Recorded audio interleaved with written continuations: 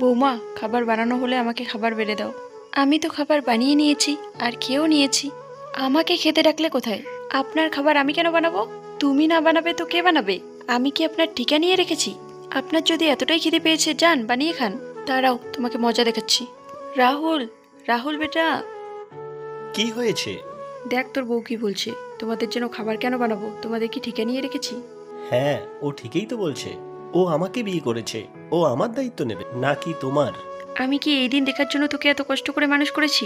তাহলে তুমি কি আমাকে এই জন্য মানুষ করেছো যাতে বিয়ের পর আমার বউকে দিয়ে সব কাজ করাতে পারো? হ্যাঁ, এই জন্যই তো তোকে বিয়ে দিয়েছি। আচ্ছা মা, তাহলে ছেলেদের বুঝি এই জন্যই বিয়ে করায়? তাহলে তুমি তোমার মেয়েকে ওইসব বুদ্ধি কেন দিচ্ছিলে? হ্যাঁ বেটি, তুই শুধু নিজের কাজ কর, সবার কাজ করার কোনো দরকার নেই। তুই কি সবার ঠিকা নিয়ে রেখেছিস? কেন মা, কেন? বউ আর বেটির মধ্যে এত তফাৎ কেন?